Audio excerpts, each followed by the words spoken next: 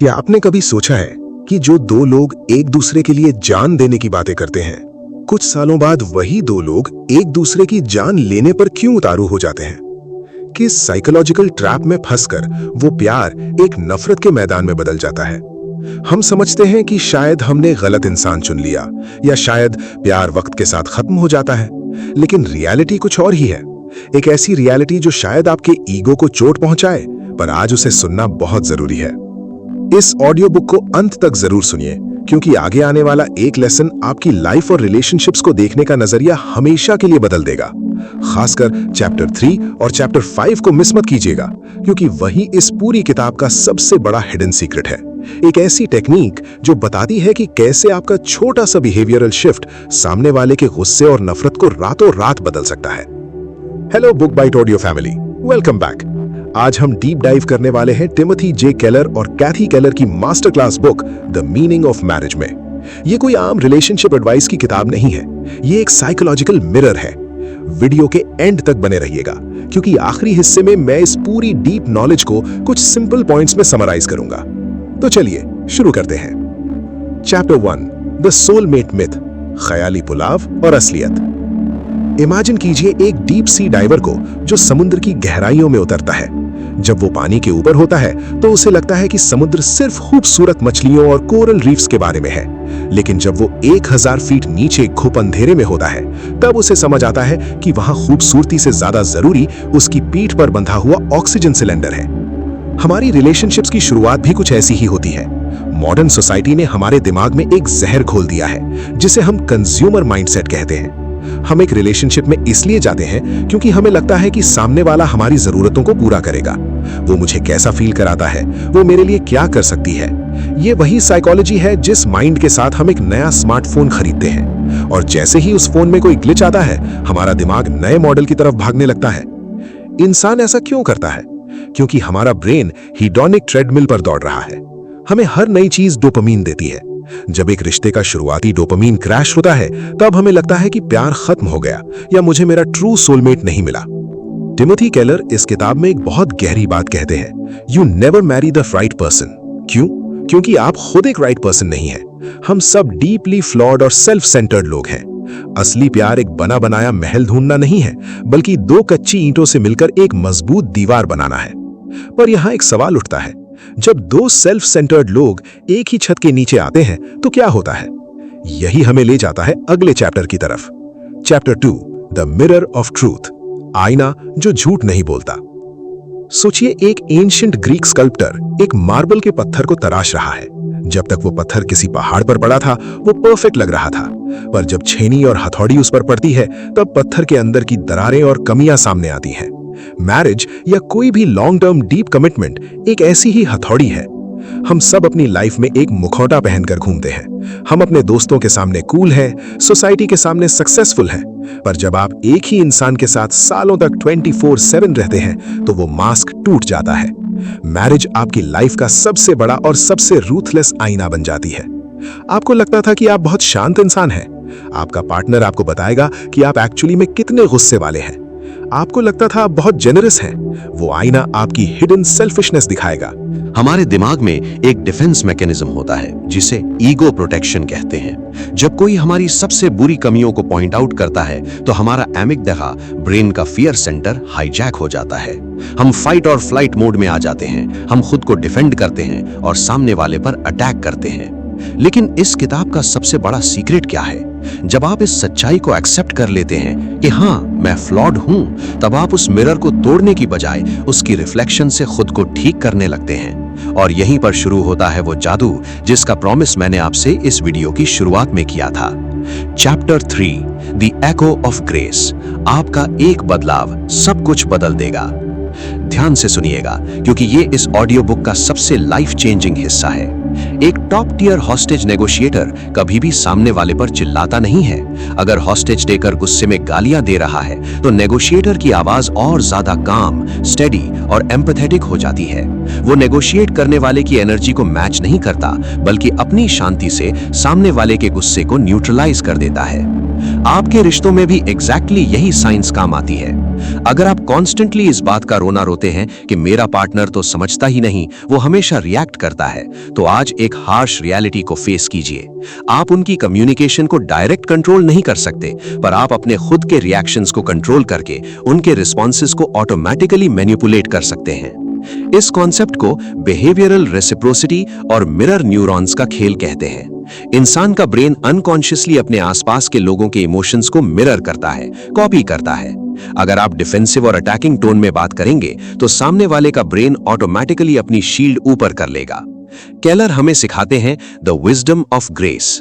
Grace का मतलब है सामने वाले को उस वक्त प्यार और अंडरस्टैंडिंग देना जब वो उसके बिल्कुल लायक ना हो। अगर आप अगले कॉन्फ्लिक्ट में अपना पैटर्न तोड़ दें, अगर आप ताना मारने यानी सार्केज्म की जगह सच में एक डीप एम्पैथेटिक आवाज में बोलें, मैं समझ रहा हूं कि तुम इस वक्त हर्ट हो और मैं इस प्रॉब्लम को सॉल्व करना चाहता हूं, आप देखेंगे कि सामने वाले का डिफेंस सिस्टम बिल्कुल वैसे ही कोलैप्स हो जाएगा जैसे हॉस्टेज टेकर अपना हथियार डाल देता है। आपका कम्युनिकेशन चेंज होते ही उनका रिएक्शन अपने आप बदल जाएगा। नीचे कमेंट करके बताइए, आपके हिसाब से किसी भी आर्गुमेंट को सॉल्व करने का सबसे बेस्ट तरीका क्या होता है? क्या आपने कभी शांति से गुस्से को हराया है? Chapter 4 the surgery of love, truth with empathy. एक ट्रॉमा सर्जन जब किसी का ऑपरेशन करता है तो उसके हाथ में स्कैल्पल होता है, चाकू होता है। उसका इरादा हर्ट करना नहीं, हील करना होता है, पर वो कट लगाता जरूर है। अगर वो दर्द के डर से कट ना लगाए तो इन्फेक्शन इंसान की जान ले लेगा। रिश्तों में सच बोलना उसी सर्जरी की तरह है। टिमोथी केलर कहते हैं, love without truth is sentimentality, it supports and affirms us but keeps us in denial about our flaws. Truth without love is harshness, it gives us information but in such a way that we cannot really hear it.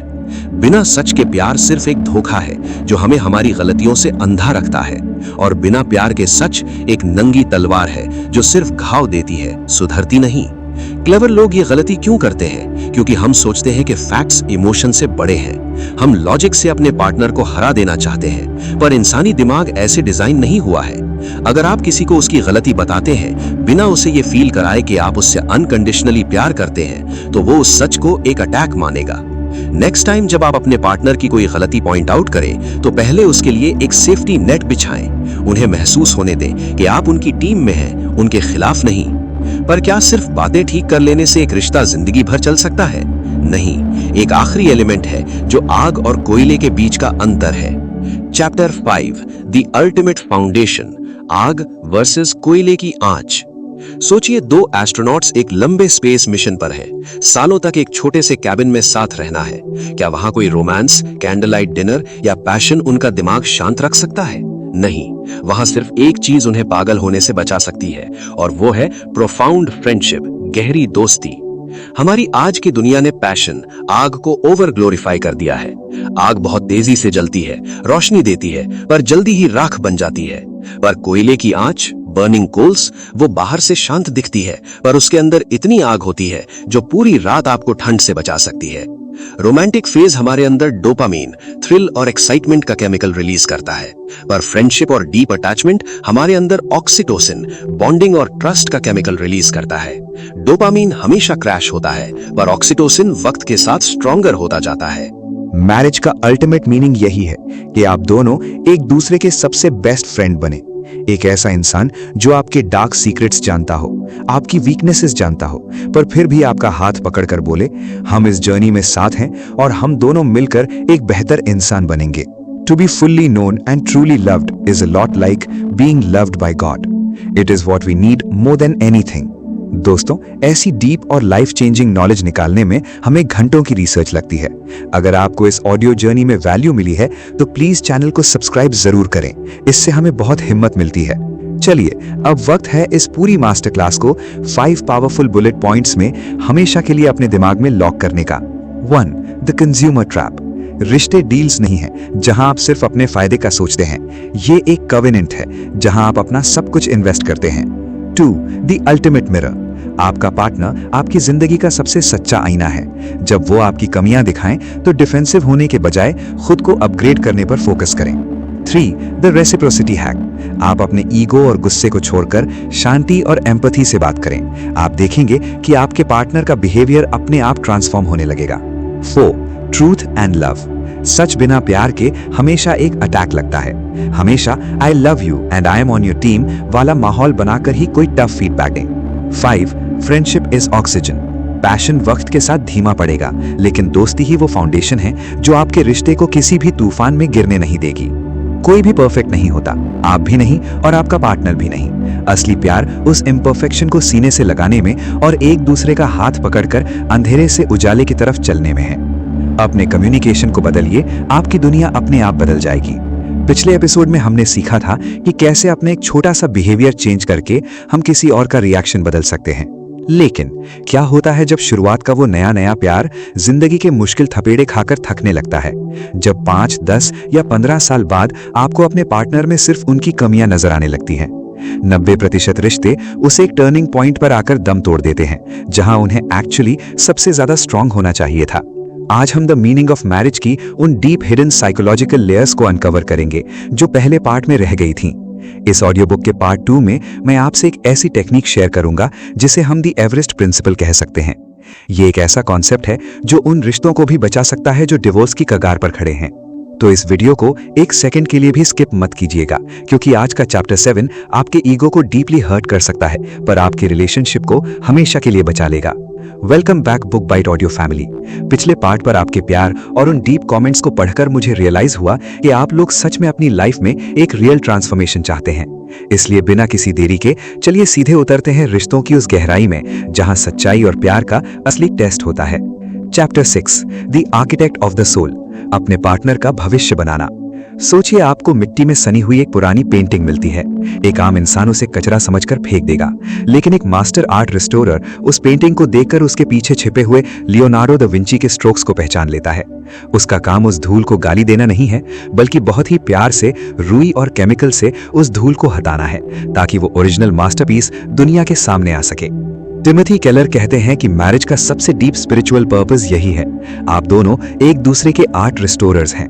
जब आप अपने partner को देखते हैं तो आपको सिर्फ उसकी आज की कमियां, उसकी इनसिक्योरिटी या उसके फ्लॉज नहीं देखने हैं। आपको उस इंसान का वो फ्यूचर ग्लोरियस सेल्फ देखना है जो वो बन सकता है। साइकोलॉजी में इसे द पिग्मेलियन इफेक्ट कहते हैं। ये एक अजीब सा ह्यूमन फिनोमिनन है जहां एक इंसान अपने आसपास के लोगों की एक्सपेक्टेशंस के हिसाब से खुद को ढाल लेता है। अगर आप अपने पार्टनर को लगातार ये महसूस कराएंगे कि वो बेवकूफ, गुस्से वाला या केयरलेस है, तो उनका दिमाग ऑटोमेटिकली उस नेगेटिव इमेज को सच मान लेगा और वो वैसे ही बिहेव करेंगे। लेकिन अगर आप उनकी कमियों के बीच में उनकी थोड़ी सी अच्छाई को पकड़कर उसे फ्यूल देते हैं, अगर आप उन्हें ये यकीन दिलाते हैं कि मैं तुम्हारे अंदर उस बेहतरीन इंसान को देख सकता हूं जो तुम खुद भी नहीं देख पा रहे, तो उनका दिमाग अनकॉन्शियसली उस हाई एक्सपेक्टेशन को मैच करने के लिए खुद को बदल लेगा। नीचे कमेंट करके मुझे सच सच बताइए, क्या आप अपने पार्टनर की धूल से लड़ रहे हैं या उनके अंदर छिपे हुए मास्टरपीस को बाहर निकालने में उनकी मदद कर रहे हैं? Chapter 7, the vulnerability paradox. जीतने की जिद वर्सेस हारने का सुकून। ये वो चैप्टर है जिसके बारे में मैंने वीडियो की शुरुआत में आपसे प्रॉमिस किया था, द एवरेस्ट प्रिंसिपल। इमेजिन कीजिए 2 एलीट माउंटेन क्लाइंबर्स को जो माउंट एवरेस्ट की सबसे डेंजरस चोटी पर चढ़ रहे हैं। उन दोनों के बीच एक सिंगल रस्सी बंधी हुई है। अगर एक क्लाइंबर के अंदर ईगो आ जाए और वो सोचे कि मैं इससे बेहतर हूं, मैं तेजी से ऊपर जाऊंगा, तो क्या होगा? वो रस्सी खींचेगी, दूसरा क्लाइंबर बैलेंस खोएगा और दोनों हजारों फीट नीचे खाई में गिर जाएंगे। उस पहाड़ पर जीतने के लिए उन्हें अपनी स्पीड और ईगो को अपने पार्टनर के साथ सरेंडर करना पड़ता है। हम अपने रिश्तों में ठीक इसका उल्टा करते हैं। हम आर्ग्यूमेंट्स में आर्ग्यूमेंट्स नहीं जीत रहे होते, हम अपने ईगो को सेटिस्फाई कर रहे होते हैं। हमारी सोसाइटी ने हमें सिखाया है कि कॉम्प्रोमाइज का मतलब हार जाना होता है, पर सच्चाई ये है कि रिलेशनशिप एक जीरो सम गेम नहीं है जहां एक जीतेगा और दूसरा हारेगा। रिलेशनशिप में या तो दोनों जीतते हैं या दोनों हारते हैं। काफी इंटेलिजेंट लोग भी रिलेशनशिप्स में फेल क्यों हो जाते हैं? क्योंकि हमारी सोसाइटी हमें करियर में, बिजनेस में फियर्सली कंपेटिटिव बनना सिखाती है। हमारा ब्रेन हर सिचुएशन में डोमिनेंस ढूंढता है, पर मैरिज कंपटीशन का मैदान नहीं है। केलर इसे म्यूचुअल सबमिशन कहते हैं। जब आप आर्ग्यूमेंट के बीच में रुक कर कहते हैं कि ठीक है, मैं अपनी जिद छोड़ता हूं, बताओ तुम्हारे हिसाब से क्या सही है, तो आप हार नहीं रहे हैं, आप एक्चुअली उस रस्सी को ढीला कर रहे हैं ताकि आप दोनों खाई में गिरने से बच जाएं। अपने ईगो को मारकर रिश्ता बचा लेना दुनिया की सबसे बड़ी ताकत का काम है। Chapter 8, the currency of forgiveness. रोजाना का कर्ज। रिश्तों में पुरानी गलतियों को याद दिलाना ठीक एक टिकिंग टाइम बॉम्ब के गलत तार को काटने जैसा है। एक छोटी सी चिंगारी और बरसों का ट्रस्ट एक सेकंड में तबाह। हम इंसानों की सबसे बुरी आदत क्या है पता है? हम फॉरगिवनेस यानी माफी को एक बैंक अकाउंट की तरह यूज करते हैं। अगर मेरे पार्टनर ने गलती की तो मैंने उसको माफ तो कर दिया, लेकिन उस गलती को अपने दिमाग की लेजर बुक में लिखकर रख लिया। और जब 6 महीने बाद हमारा अगली बार झगड़ा होता है तो मैं उस पुरानी बुक को खोलकर उसके मुंह पर मारता हूं, तुमने पिछली बार भी तो ऐसा ही किया था। इसे कॉग्निटिव साइंस में कॉन्फर्मेशन बायस कहते हैं। अगर आपने दिमाग में ये बिठा लिया कि आपका पार्टनर सेल्फिश है, तो आपका ब्रेन उनकी लाख अच्छाइयों को इग्नोर करके सिर्फ उन गिनतियों को ढूंढेगा जो उनकी सेल्फिशनेस को प्रूव करती हैं। असली माफी का मतलब ये नहीं है कि आप गलती भूल गए हैं। असली माफी का मतलब ये है कि गलती याद होने के बावजूद उसे एक हथियार की तरह उस इंसान के खिलाफ इस्तेमाल ना करना। केलर कहते हैं कि एक सक्सेसफुल मैरिज 2 परफेक्ट लोगों का मिलन नहीं है, बल्कि 2 ऐसे लोगों का यूनियन है जो एक दूसरे को बड़ी ही खूबसूरती से माफ करना सीख चुके हैं, रोजाना, हर दिन, बिना किसी हिसाब किताब के। दोस्तों, सच कहूं तो ये बातें अप्लाई करना उतना आसान नहीं है जितना सुनने में लगता है। इसमें मेहनत लगती है और सबसे बढ़कर अपना ईगो तोड़ना पड़ता है। अगर आपको लगता है कि इन बातों ने आपको थोड़ा सा भी सोचने पर मजबूर किया है, तो प्लीज एक लाइक और सब्सक्राइब जरूर ड्रॉप करें। ये मुझे बताता है कि हमारी मेहनत सही दिशा में जा रही है। चलिए पार्ट 2 के इस डीप डाइव को क्विक, लाइफ लॉन्ग याद रहने वाले 4 बुलेट पॉइंट्स में लॉक करते हैं। 1. The masterpiece vision. अपने पार्टनर को उसकी आज की बुराइयों से मत आकिए, उनकी आने वाले कल की खूबसूरती को देखने वाले आर्ट रिस्टोरर बनिए। 2. The Pygmalion hack. जैसा आप उन्हें ट्रीट करेंगे, उनका साइकोलॉजी वैसे ही ढल जाएगा। उनकी अच्छाई को फ्यूल दीजिए। 3. The Everest principal. आर्ग्यूमेंट्स में जीतने की जिद आप दोनों को खाई में गिरा देगी। रिलेशनशिप में या तो दोनों की जीत होती है या दोनों की हार। 4. Zero ledger forgiveness. माफी का मतलब पुरानी गलतियों की फाइल डिलीट करना है। उन्हें फ्यूचर की लड़ाइयों में एम्यूनिशन यानी हथियार की तरह यूज मत कीजिए। प्यार का मतलब सिर्फ खुशी के लम्हों में साथ हंसना नहीं है। असली प्यार तो वो है जब सामने वाला अपनी लाइफ के सबसे बुरे फेज में हो, जब वो बिल्कुल भी लवेबल ना लग रहा हो, तब आप आगे बढ़कर कहें, मैं यही हूं और हम इस दलदल से मिलकर बाहर निकलेंगे। एक रिलेशनशिप की सबसे बड़ी ट्रेजेडी क्या है पता है? वो ये नहीं कि लोग बदल जाते हैं। ट्रेजेडी ये है कि लोग एक्सपेक्ट करते हैं कि उनका पार्टनर कभी नहीं बदलेगा। हम एक इंसान से प्यार करते हैं, उसकी एक इमेज अपने दिमाग में फ्रीज कर लेते हैं, और सालों बाद जब वो इंसान उस फ्रेम से बाहर निकलता है तो हम घबरा कर कहते हैं, तुम तो पहले जैसे नहीं रहे, तुम बदल गए हो। लेकिन आज इस ऑडियो बुक के फाइनल और सबसे डीप पार्ट में मैं आपको बताऊंगा कि क्यों आपका पार्टनर बदलेगा, क्यों उनका बदलना जरूरी है, और क्या करना है जब आपको अपने ही रिलेशनशिप में घुटन या अकेलापन महसूस होने लगे। अगर आपने पिछले 2 पार्ट सुने हैं तो इस फाइनल पार्ट को किसी भी हालत में मिस मत कीजिएगा, क्योंकि आज जो द विंटर प्रिंसिपल हम डिस्कस करेंगे वो अकेले दम पर हजारों टूटते हुए रिश्तों को बचा सकता है। Welcome to the grand finale of the meaning of marriage, chapter 9, the illusion of one person. एक इंसान, 5 जिंदगियां। सोचिए एक एंशिएंट सेलर को जो तारों को देखकर समुद्र में रास्ता ढूंढता है। अगर वो एक लंबा सफर तय कर रहा है तो मौसम और महीनों के हिसाब से आसमान के तारे अपनी जगह बदल लेंगे। अगर वो जिद पर अड़ जाए कि नहीं, द ग्रेट बियर स्टार तो हमेशा लेफ्ट में होना चाहिए, तो वो समुद्र में खो जाएगा। उसे आसमान के नए पैटर्न के हिसाब से अपना नेविगेशन बदलना पड़ता है। टिमोथी केलर कहते हैं कि जब आप किसी से शादी करते हैं तो आप एक्चुअली एक इंसान से नहीं बल्कि 5 अलग अलग इंसानों से शादी करते हैं। जो इंसान 25 साल की उम्र में आपके साथ था वो 35 में वैसा नहीं रहेगा। करियर का प्रेशर, बच्चों का आना, फाइनेंशियल स्ट्रेस या लाइफ का कोई बड़ा ट्रॉमा, ये सब उस इंसान की पर्सनालिटी को कंप्लीटली बदल देंगे। साइकोलॉजी में एक कॉन्सेप्ट है the end of history illusion. हम इंसानों को लगता है कि हम पास्ट में बहुत बदले हैं, पर आज इस वक्त हमारी पर्सनालिटी फाइनल है और फ्यूचर में हम नहीं बदलेंगे। ये हमारा सबसे बड़ा साइकोलॉजिकल ब्लाइंड स्पॉट है।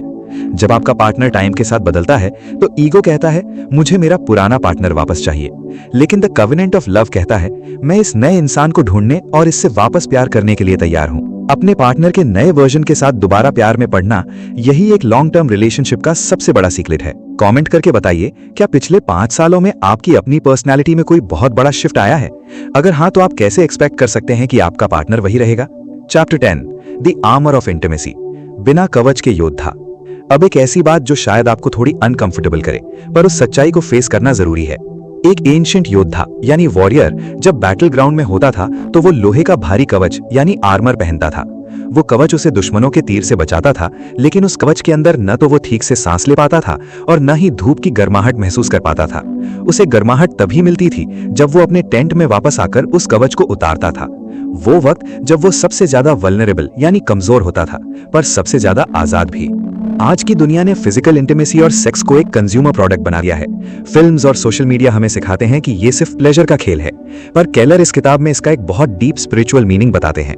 वो कहते हैं कि मैरिज में इंटीमेसी वो अकेली जगह है जहां आप अपना कवच उतारते हैं। फिजिकल नेकेडनेस सिर्फ एक सिंबल है इमोशनल नेकेडनेस का। ये एक ऐसी भाषा है जो कहती है कि मैं दुनिया के सामने छुपा सकता हूं कि मैं अंदर से कितना टूटा हुआ या इनसिक्योर हूं, पर तुम्हारे सामने मैं कंप्लीटली सरेंडर कर रहा हूं।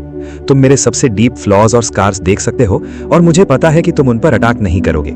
हमारे अंदर दो अपोजिंग फियर्स होते हैं, द फियर ऑफ रिजेक्शन कि कोई मुझे रिजेक्ट ना कर दे, और द नीड फॉर कनेक्शन कि कोई मुझे पूरी तरह से अपना ले।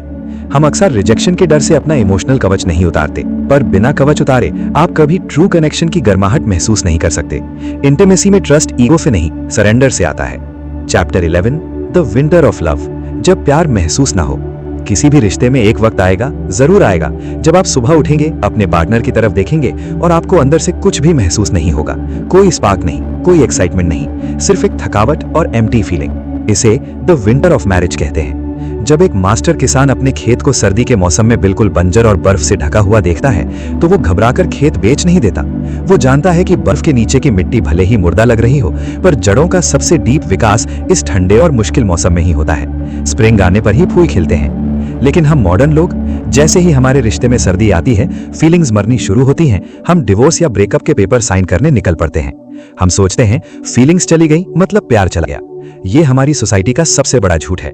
साइकोलॉजी में बिहेवियरल एक्टिवेशन नाम की एक साइंस है। अक्सर हम सोचते हैं कि पहले हमें फील होगा तब हम एक्शन लेंगे, पहले प्यार फील होगा तब मैं इसकी केयर करूंगा। लेकिन ह्यूमन ब्रेन उल्टा काम करता है। Action precedes emotion. जब आप बिना किसी फीलिंग के सिर्फ अपनी कमिटमेंट के दम पर अपने पार्टनर की केयर करते हैं, उन्हें रिस्पेक्ट देते हैं, तो कुछ महीनों बाद वो फीलिंग्स वापस लौट आती हैं। और इस बार जो फीलिंग्स लौट कर आती हैं, वो पहले वाले कच्चे प्यार से 1000 गुना ज्यादा गहरी और सॉलिड होती हैं। केलर कहते हैं, love is not a feeling, it is a committed action. प्यार कोई एहसास नहीं है, ये एक ऐसी कमिटमेंट है जिसे आप तब भी पूरा करते हैं जब आपका बिल्कुल भी मन नहीं कर रहा होता। दोस्तों, इन 3 वीडियोस ने शायद आपके दिमाग के कई इल्यूजन तोड़े होंगे। मेरी आपसे रिक्वेस्ट है कि इस वीडियो सीरीज को अपनी वॉच हिस्ट्री में सेव करके रखें। जब भी लाइफ में आपको अपना रिश्ता बिखरता हुआ महसूस हो, आकर चैप्टर 11 वापस सुन लीजिएगा। चलिए इस पूरी किताब के फाइनल समरी पॉइंट्स को अपने दिमाग की तिजोरी में हमेशा के लिए लॉक कर लेते हैं। 1. Embrace that evolution। आपका पार्टनर बदलेगा, उसकी पुरानी इमेज से नहीं, उसके नए वर्जन से दोबारा प्यार करना सीखिए। 2. The naked truth। इंटीमेसी सिर्फ एक फिजिकल एक्ट नहीं है, ये एक दूसरे को बिना किसी ईगो और कवच यानी आर्मर के कंप्लीटली एक्सेप्ट करने की भाषा है। 3. The winter principle। जब प्यार बिल्कुल महसूस ना हो, तब रिश्ता तोड़ने के बजाय एक्शन लीजिए। एक्शन लेंगे तो फीलिंग्स अपने आप लौट आएंगी। 4. Love as an action। प्यार कोई हवा में उड़ता हुआ इमोशन नहीं है जिसके आप गुलाम हैं। प्यार एक चॉइस है, एक फैसला है जिसे आप हर सुबह उठकर कॉन्शियसली चुनते हैं। शादी या एक उम्र भर का कमिटमेंट कोई फेरी टेल नहीं है जहां सब कुछ हमेशा परफेक्ट होता है। ये एक यात्रा है, एक ऐसी यात्रा जहां 2 टूटे हुए फ्लॉड इंसान एक साथ चलते हैं। वो एक दूसरे को हर्ट करते हैं, पर फिर उस हर्ट को ठीक करते हैं। वो बार बार गिरते हैं, पर एक दूसरे को उठाते हैं, और यही टूट कर दोबारा जुड़ने का प्रोसेस उन्हें दुनिया का सबसे अनमोल हीरा बना देता है। दोस्तों, पिछले 3 पार्ट्स में हमने रिलेशनशिप की डीप साइकोलॉजी, ईगो और कॉन्फ्लिक्ट्स के हजारों पन्नों को खोला है। लेकिन जब वीडियो बंद हो जाएगी और आप वापस अपनी रियल लाइफ, अपनी रियल पार्टनर और अपनी रियल प्रॉब्लम्स के बीच खड़े होंगे, तब क्या याद रहेगा? हमारी ह्यूमन मेमोरी बहुत छोटी है, इसलिए मैं इस पूरी मास्टर क्लास का निचोड़ सिर्फ 4 ऐसी गोल्डन रूल्स में डाल रहा हूं जिन्हें आपको अपने दिमाग की दीवार पर लिख लेना चाहिए। ये वो रूल्स हैं जो डिवोर्स के पेपर्स फाड़ देने की ताकत रखते हैं। 1. The mirror rule. आईना मत तोड़िए। जब आपका पार्टनर आपकी किसी आदत पर गुस्सा करता है, तो सोसाइटी कहती है डिफेंड करो, पर द मीनिंग ऑफ मैरिज कहती है उस वक्त खुद से पूछिए कि क्या इसने मेरी कोई ऐसी हिडन गलती पकड़ ली है जो मैं खुद से छुपा रहा था। आईना तोड़ने से चेहरा ठीक नहीं होता। अपने पार्टनर की आवाज को एक अटैक नहीं बल्कि खुद को अपग्रेड करने का अलार्म समझिए। 2. The hostage negotiator rule, grace का जादू। जब सामने वाला चिल्लाए तो आपकी आवाज और ज्यादा काम और एम्पैथेटिक हो जानी चाहिए। ईगो आपको उकसाएगा कि तुम भी चीखो, लेकिन उस आग में अपनी शांति का पानी डालिए। आप खुद देखेंगे कि उनका अमिगडाला यानी ब्रेन का फियर सेंटर कैसे सरेंडर कर देता है। उन्हें उस वक्त प्यार दीजिए जब वो सबसे कम लवेबल लग रहे हों। 3. द सर्जन्स का नाइफ, बिना एनेस्थीसिया सर्जरी नहीं। अगर आपको उनकी कोई गलती बतानी है, ट्रूथ, तो उससे पहले उन्हें अपनी सेफ्टी का एहसास दिलाइए। लव, जैसे एक सर्जन चाकू चलाने से पहले एनेस्थीसिया देता है, वैसे ही सच बोलने से पहले उन्हें यह भरोसा दिलाइए कि मैं तुम्हारी टीम में हूं, तुम्हारे खिलाफ नहीं। 4. द फार्मर्स विंटर, फीलिंग्स का धोखा। जब 5 या 10 इयर्स के बाद वो रोमांटिक फीलिंग आनी बंद हो जाए तो अपने आप से मत कहिए कि प्यार खत्म हो गया। वो सर्दी का मौसम है, the winter of marriage. Feelings के वापस आने का वेट मत कीजिए, बिना फीलिंग के उनकी रिस्पेक्ट और केयर करने का एक्शन लीजिए। एक्शन लेंगे तो इमोशन अपने आप पीछे पीछे चला आएगा। पर आखिर में अगर मैं इन सारी बातों को एक तस्वीर में बदलना चाहूं जो आपको जिंदगी भर याद रहे, तो वो तस्वीर क्या होगी? जापान में एक आर्ट फॉर्म होती है जिसे किंसुगी कहते हैं। जब वहां कोई खूबसूरत मिट्टी का बर्तन गिरकर टूट जाता है तो लोग उसे कचरे में नहीं फेंकते, उसके बिखरे हुए टुकड़ों को उठाया जाता है और उन्हें पिघले हुए सोने से दोबारा जोड़ा जाता है। वो बर्तन जुड़ने के बाद नए बर्तन से 1000 गुना कीमती और 1000 गुना ज्यादा खूबसूरत दिखता है। क्यों? क्योंकि उसकी दरारें छुपाई नहीं गई, उन्हें सोने से भर दिया गया। हम सब टूटे हुए बर्तन हैं दोस्तों। हम सबके अंदर दरारें हैं, इनसिक्योरिटीज है, पास्ट का ट्रॉमा है, चिड़चिड़ापन है और ईगो है। सोसाइटी हमें सिखाती है कि एक ऐसी दुकान ढूंढो जहां तुम्हें एक बिल्कुल परफेक्ट और बिना दरार वाला इंसान मिल जाए। लेकिन सच्चाई यह है कि ऐसी कोई दुकान होती ही नहीं। हर इंसान टूटा हुआ है। असली प्यार एक टूटे हुए इंसान को कचरा समझकर फेंक देना नहीं है। असली प्यार वो पिघला हुआ सोना है। ये उस कमिटमेंट का सोना है, उस माफी का सोना है और उस पेशेंस का सोना है जो आप अपने साथी की दरारों में भरते हैं। जब आप दोनों अपने ईगो को छोड़कर सालों तक एक दूसरे की दरारों में ये ग्रेस का सोना भरते हैं, तो 20-30 साल बाद जो रिश्ता बनकर तैयार होता है, उसकी खूबसूरती के आगे दुनिया की हर कहानी छोटी लगती है। क्योंकि वो सिर्फ एक रिश्ता नहीं होता, वो दो लोगों का एक दूसरे के लिए तपाकर बनाया गया मास्टरपीस होता है। अगर आज के सफर में इस वीडियो के किसी एक शब्द ने, किसी एक कहानी ने या किसी एक साइकोलॉजिकल फैक्ट ने आपके दिल का कोई बंद दरवाजा खोला हो, तो इस वीडियो को यहीं पॉज कीजिए, अपने पार्टनर के पास जाइए, उन्हें एक मैसेज कीजिए या कॉल कीजिए बिना किसी वजह के। उनसे कहिए कि हमारे बीच जो भी कमियां हैं, हम उन्हें मिलकर ठीक करेंगे। मैं हमेशा कहता हूं, किताबें सिर्फ रास्ता दिखाती हैं, चलना आपको खुद पड़ता है। और हाँ, अगर आपको लगता है कि हमने इस कंटेंट पर मेहनत की है, तो बुक बाइट ऑडियो को सब्सक्राइब जरूर कीजिए। लाइक और कमेंट करके इस नॉलेज के एल्गोरिदम को बाकी लोगों तक पहुंचाने में हमारी मदद कीजिए। आपका वक्त इस दुनिया में सबसे कीमती चीज है और आपने वो वक्त इस लाइफ चेंजिंग कॉन्सेप्ट को समझने में दिया। इसके लिए आपका दिल से शुक्रिया। मैं मिलता हूं आपसे अगली मास्टर क्लास में। तब तक कीप रीडिंग, कीप इवॉल्विंग और उनकी कदर कीजिए जो आपके बुरे वक्त में आपके साथ खड़े हैं। धन्यवाद।